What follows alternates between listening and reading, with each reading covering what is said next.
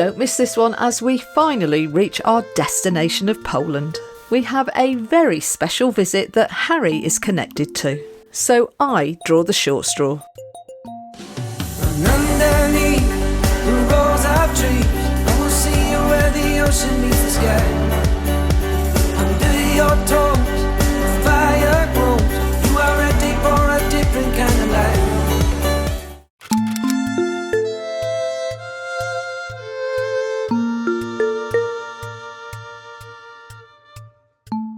Welcome back to the channel. Now you join us leaving a few fellow travellers at the Air in South Germany where we had a great night.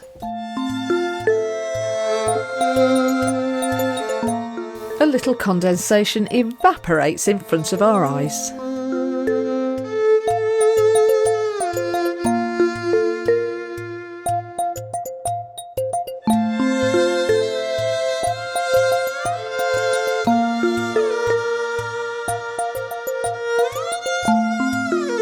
We need to get back onto the main roads, but first we need provisions. That was another great little park up.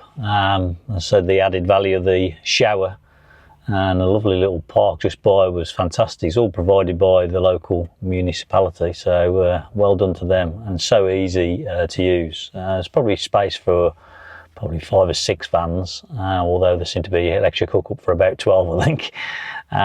We're just at a supermarket. We need to just do a little bit of stocking up before we head off. We've probably got about a 4-hour drive and we're going to go into Poland today, and we're going to go to a very special place that's connected to our van. So stay watching for that.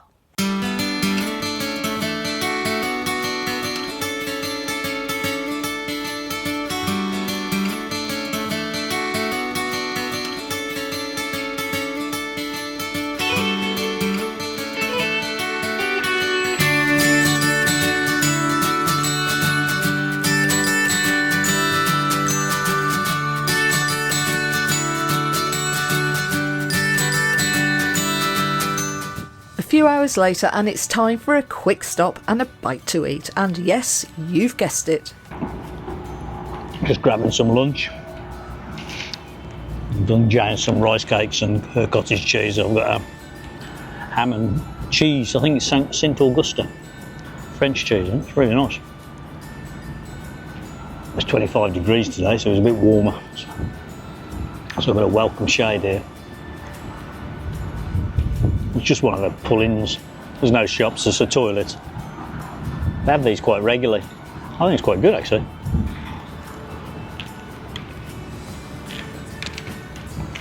We've got another couple of hours before we get to Poland. I've identified a couple of park-ups for tonight. And the Poland adventure starts. I have to say that we're really impressed with the German experience of driving on the main roads, as well as the service stops.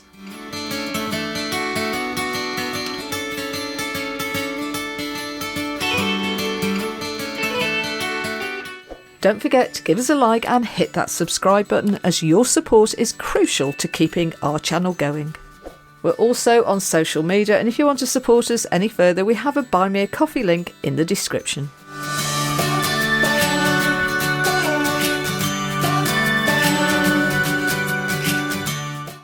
And finally, our next stop, Poland. And yet the blue dot wasn't near the Polish border. Yeah, the roads are all different, so I can tell. The speed limit's 140 instead of 120. We've reached Poland at last. That's where I know where it is. The traffic change, slow down. I think that might be where the old border crossing was. I'm going to learn a whole new language here. What's hello then? Cześć. Cześć. Cześć. Cześć. Cześć. Yeah, Cześć. Cześć. Cześć. Should we just say hello? And in the next few episodes, you're in for another great linguistic treat. Okay, thank you. Cześć. If we just get those two right, we'll be alright. Dziękuję. What was that? Dziękuję. Czegoria. Is that got right? Czegoria. Dziękuję. Czegoria. Chenguria and Chech. I thought France was bad.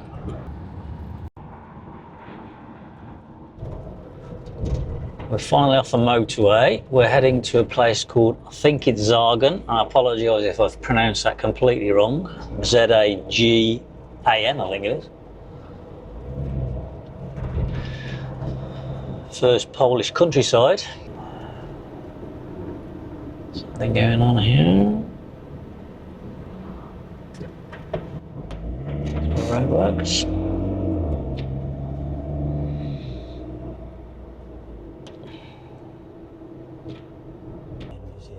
Turn right now and then your destination is ahead on the left. We're near a place called Zagan in southern Poland, and this is the site of Stalag Luft 3, a World War II prisoner of war camp, run by the Luftwaffe for captured Allied airmen.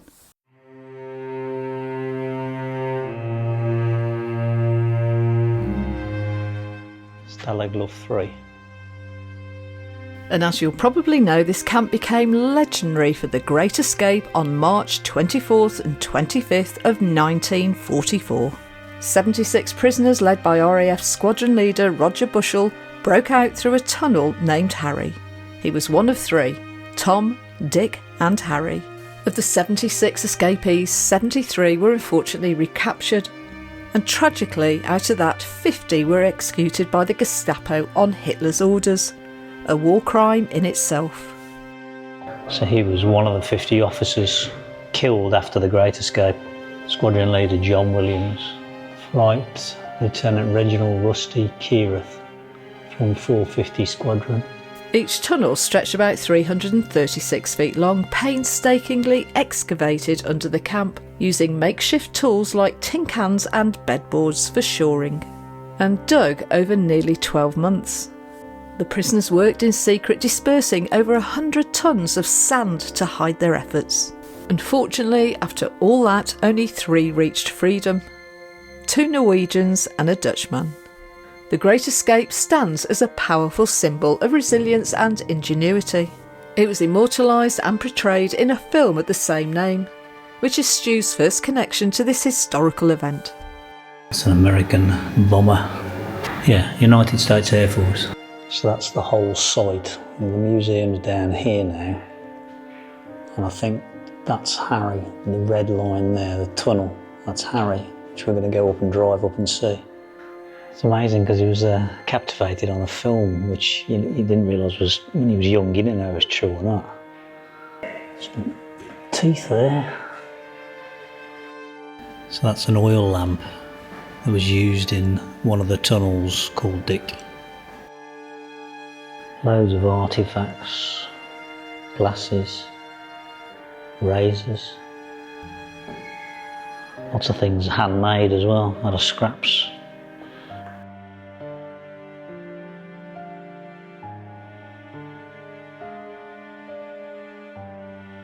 So the POWs made the badges there. Yeah, this is from Tunnel Dick. Yeah. I think they gave up on 2 of the tunnels and Harry was the last one. The museum has a short film that overviews the key story points for the camp and the local area. Against the German invasion in September 1939. In total, Stalag 8C and its subsidiary camps in the area held more than 300,000 POWs of 30 different nationalities. But POW officers were not forced to work, and as a result, cultural life in the camps flourished, with theatre groups, music groups, and choirs all being formed.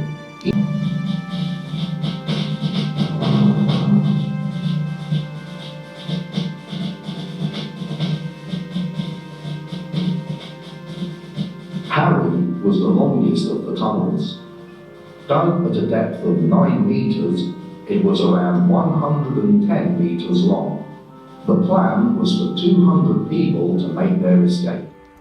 Interestingly, outside the museum is a small recreation of how it feels to be inside the escape tunnel.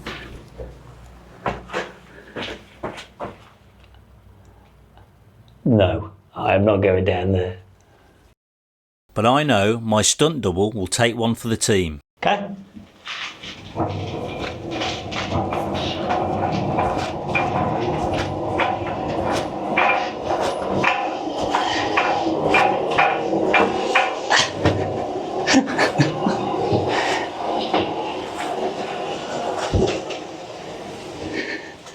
I have no idea you're going to get out. You have to crawl because you can't go back. I couldn't do the tunnel, so Jane did it. Pulled her along. So it's called Jagan, not Zagan, as I said, it's a Jagan. We're going to drive round to Harry, so you can actually drive round to Harry after where the actual tunnel was. I think there was 73 escaped, and I think only 3 made it. The rest were captured, 50 of which were then shot on the orders of Adolf Hitler.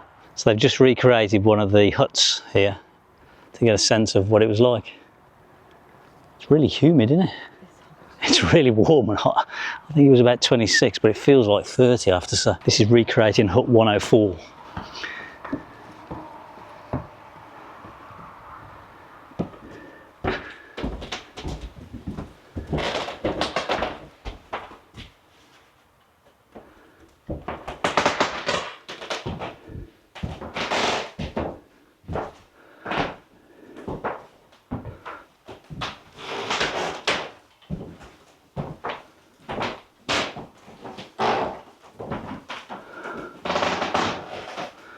All famous stoves in the corner.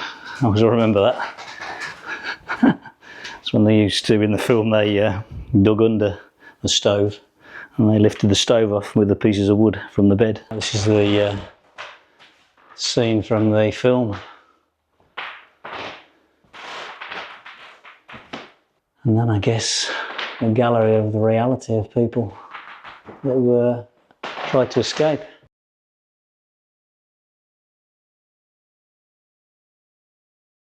Air bellows to keep air in the tunnel that they made.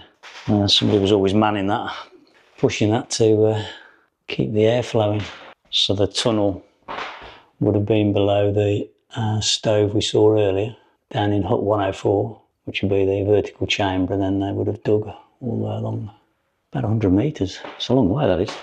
The wooden horse scene. I remember that.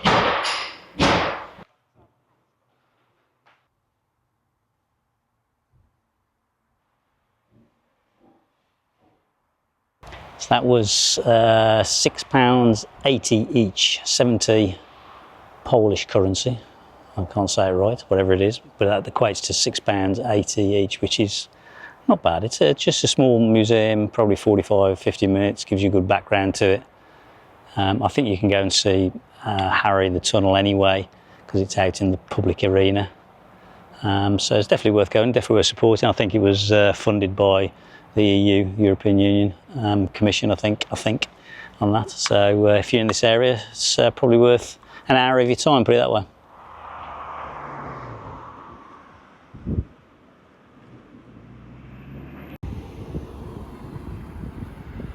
Today's really hot, and although you can walk to the site of the tunnels, it looks like you can drive as well. And as I have little energy, we drive to the far side of the camp to seek out Harry's tunnel.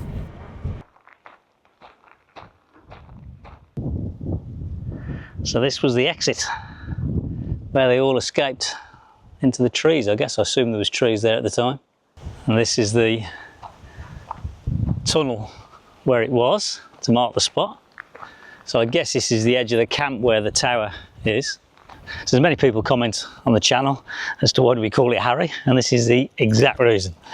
I used to love the film The Great Escape, and when we were buying Harry, what better thought process that it was the great escape to the great outside. So that's why we named him Harry, because Harry was the successful tunnel to escape for freedom, for some. The reality is somewhat different. Only 3 made it, as I said. So it's a long tunnel, all that earth, and they had a few collapses. I don't think I could have gone in there. I'd have been panicking. And this would have been where, I think it's hut 104, I think it was.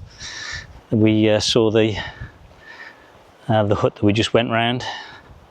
And there's all the names, I guess, of the 73. Of the great escapees.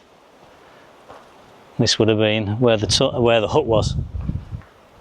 It's probably one of the piers, brick piers, that concrete piers that the hut would have sat on, I'm guessing. And I guess the stove would have been in this corner somewhere. These are all the names. 24th, 25th of March, 1944. I don't know if you can see here, looks like there's brick piers. I'm guessing that again would have been a building of some sort, whether it was a hut. So the fence, the edge of the camp would have been here, where the guard tower is. So they just went beyond the fence. So I'm guessing this would have been again raised the foundations for a hut, I'm guessing. Oh, who'd have thought when you picked a name for Harry that you'd end up here? It's crazy. Sort of a full circle, really, isn't it? Yeah, yeah. Well, you've heard of when Harry met Sally. This is when Harry met Harry. We thought we'd have to have a picture taken of them both together.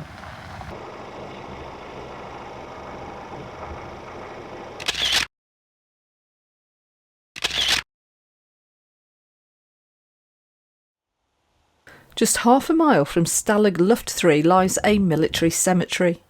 So this cemetery dates back to World War One, and there was our loyalist soldiers buried here, about 100 of them.